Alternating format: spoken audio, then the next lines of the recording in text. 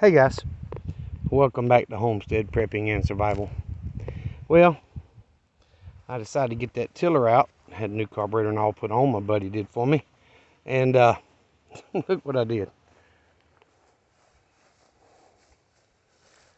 Not a whole lot. This ground is hard as a rock. It doesn't look like a lot on here, but guess what? That's 2 passes. And that is about 35 feet roughly. Maybe a little more. But I came down and back. And the only way to use a walk behind tiller on my property is right after a good soaking rain. So a day or two after the ground has been good and wet, then it's still soft enough that I can till it and plant a garden. But I haven't planted back here in 3 or 4 years, and I plan on planting this year or when spring comes around again. So I just wanted to show y'all, this is what we battle in Southwest Georgia. Hard red clay.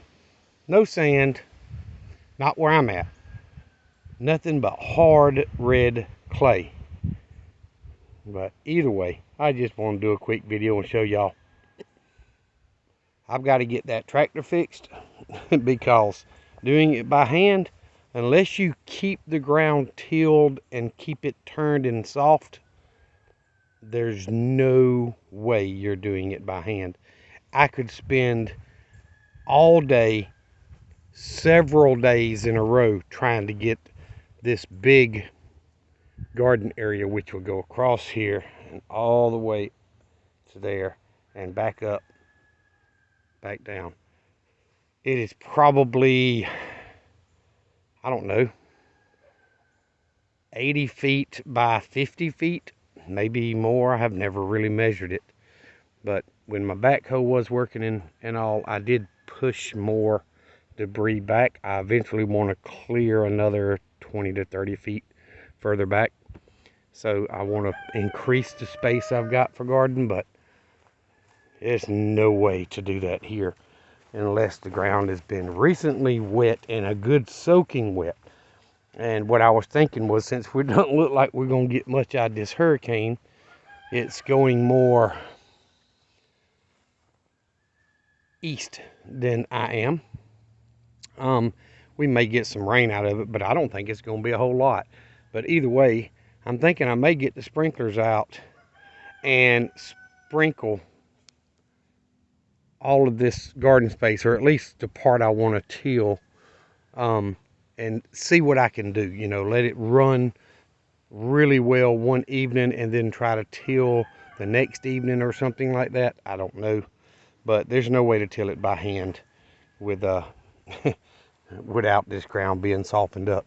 Now with my tractor, the little 30 horse Harry Ferguson, I can take that bottom plow, and I have to go over it a couple of times to finally break through that hard dirt up top. But once I bottom plow it, then I drag the harrow over it, and I can break it up and have a nice, you know, garden area. I've done that several years, but without that tractor, nah, you ain't got much chance here. But anyway, I hope y'all have better soil for planting than I do, and a little more energy, because I'm gonna tell you, that's a job. My hand was cramping from holding you hold the lever down to make it go forward, and I had to stop twice and let my hand not cramp. But that is a lot of area to till, especially if you were going to do by hand. Now, crap hit the fan, and half the people that are supposed to be here show up. You know, there's going to be a lot of hands out here working that garden, and that tiller's going to get a really good workout. It's not going to just be me by myself. But you see over there past the grapevines, my 2-row bottom plow. It's actually a 3. One's been taken off, and I was told when I bought it that my tractor wasn't big enough to pull that. I'd probably have to take a second one off. And I pulled that 2-row, not just here, but I plowed my brother's 5-acre food plot with it. And then, you know, I've got a harrow that I bought used, still works. So after I bottom plow it, I harrow it and then plant. So anyway, I'm planning on doing what old Jason does over there at Cog Hill Farm. Once I get this garden, you know, back into condition, tilled and softened up and all of that, I plan on laying plastic or tarps out and tarp that whole garden and keep it tarped when I'm not planting, so that the ground doesn't get so compacted, and will help with weed control too.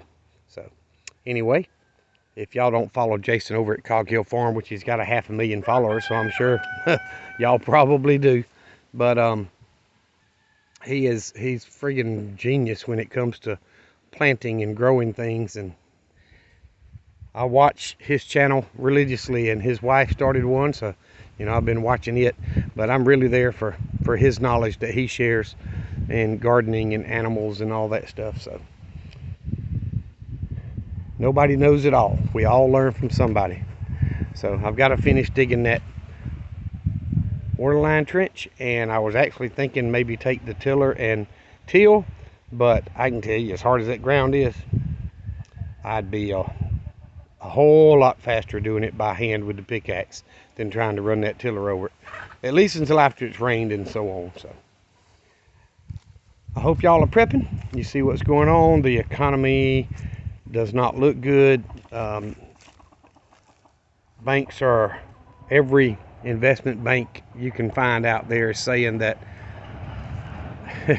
it's not a time to be into the stock market or invest in anything. You need to put your money in something that's going to hold its value. You know, precious metals, silver, gold, platinum, and cash, because I'm telling you, it's going to fall. Anyway, I hope this, we've been getting a lot of wind for a couple of days.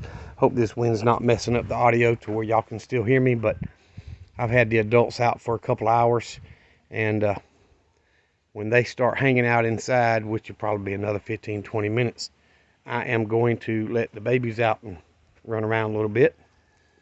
And I don't let the teenager adults out very much, just because there's only 4 of them and they're in a pen as big as the rest, so you know they're fine. I do let them out some, just not near as much as the other 2. So, but these teenagers right here, hopefully, I mean the adults are hopefully going to be processed in the next week or 2.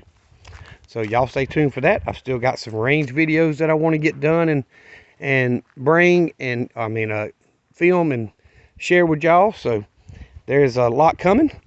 If things work out this weekend, I've got a buddy that's supposed to help me. We're going to go get my brother's big tractor.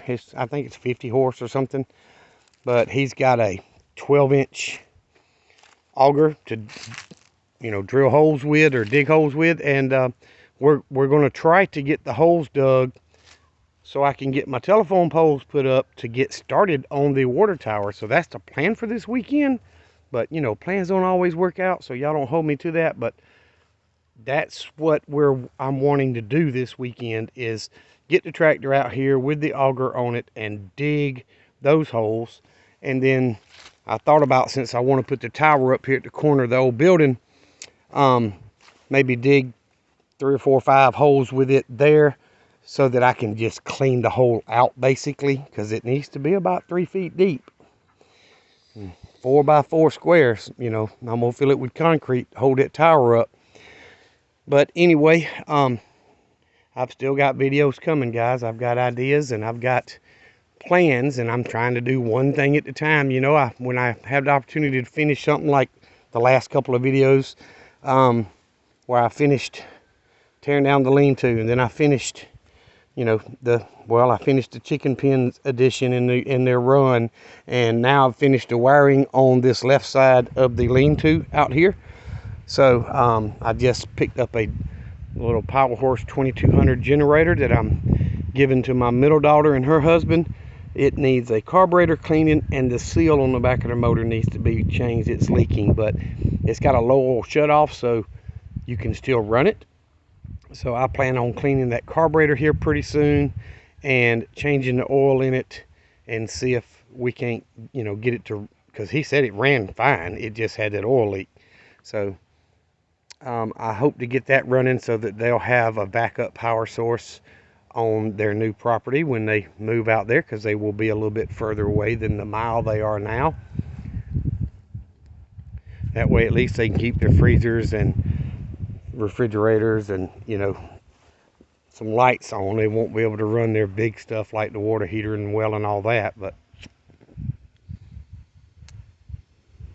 at least it's some, so they don't lose food.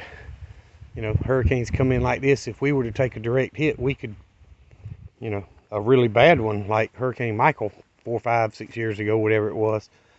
You know, we were without power for 5.5 days here at the homestead, and we ran off the solar when we could, but I wasn't getting a lot of sunshine, so the batteries weren't getting charged, so I ended up running the generator most of the time. And boy, that thing drank up a ton of fuel, which that was my other generator. It's 5500 running watts, and we ran it pretty much non-stop for 5.5 days.